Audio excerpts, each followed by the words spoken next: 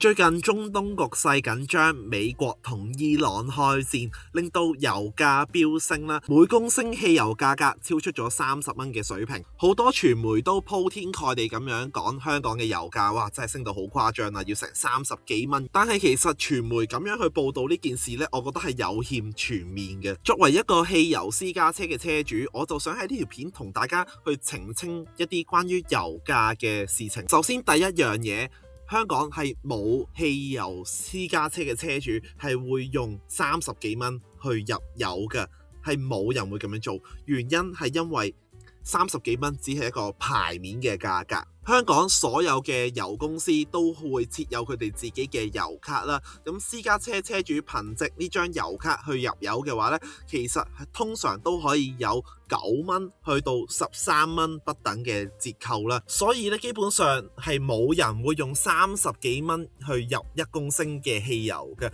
絕大部分呢，可能都係講緊喺18蚊去到22蚊1公升嘅汽油呢個價位咁樣去入油嘅。就我而言啦，我喺中東局勢未開始咁緊張之前啦，美伊未開始交戰之前，我係有入過油嘅。咁我喺2月25號入油啦。雖然油站個牌面價係29蚊6毫9，但我實質入油嘅價錢呢就係17蚊7毫嘅。而最近中東局勢緊張之下，油站嘅牌面價升咗啦。我原本入開嘅油站個牌面價升到去30蚊5毫9啦。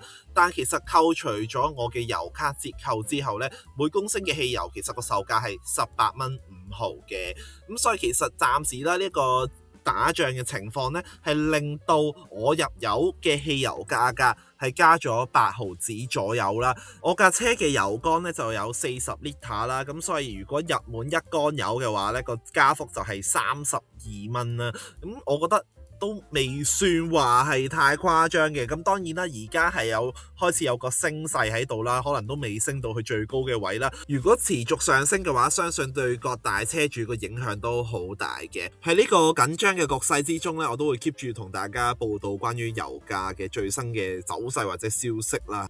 而另一方面呢，其實最近由於油價急升啦，咁啊社會上引起好多討論啦，當中咧都不乏一啲電動車 versus 汽油車嘅一啲嘅討論啦。我發覺咧，其實有唔少嘅汽油車車主啦，或者係電動車車主，其實可能都有啲互相仇視對方咁樣啦。或者有啲電車車主可能咧就喺度笑啲油車車主話，你而家入貴油抵你啦，你唔買架電動車，類似咁嘅討論啦。但我就會咁樣睇嘅。其實而家呢個狀況咧，香港其實好多車都仲係汽油車嘅，但亦都有一部分嘅電動車，咁嘅情況係一件好事嚟嘅。你試想像下，而家喺一個咁緊張嘅局勢之下，然之後有一啲油價上升嘅消息啦。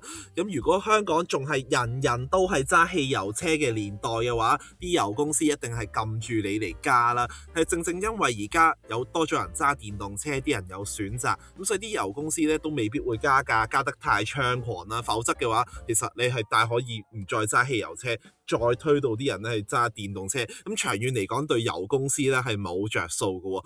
咁另一方面咧，其實如果太多人去揸電動車嘅話呢，相信亦都會令電動車嘅車主呢，可能亦都會有加價嘅。你諗下啦，咁多人去充電，供應大過需求嘅時候，你再去啲充電站啊、啲商場，一定唔係收你而家呢個充電嘅價錢啦。所以而家香港呢個狀態其實都幾好嘅。咁有一部分嘅電動車車主，咁令到呢啲油公司唔會加價得太誇張啦。但亦都有一部分嘅油車車主，咁所以而家啲電動車車主去充電嘅價錢亦都唔會太貴啦，所以我覺得咧喺呢一個咁混亂嘅時代，其實都冇乜需要話互相仇視對方嘅。咁你中意揸咩車咪揸咩車咯。咁如果你揸架汽油車，你真係可能要承受個油價上升嘅風險啦。咁你揸架電動車，可能真係可以避開咗呢個風險嘅。咁當然啦，電價會加又係另一回事啦。始終香港咧主要嘅發電燃料啊都係天然氣啦。咁喺中東局勢緊張之下，其實天然氣嘅價格亦都係有上升嘅趨勢嘅。咁但係呢方面就暫時未咁快反映到喺個電費上面啦。好啦，咁唔知大家又對近期中東局勢令到油價急升嘅呢件事有啲咩睇法呢？歡迎喺度討論一下啦。今集喺度係咁先啦，我哋下次再見啦，拜拜。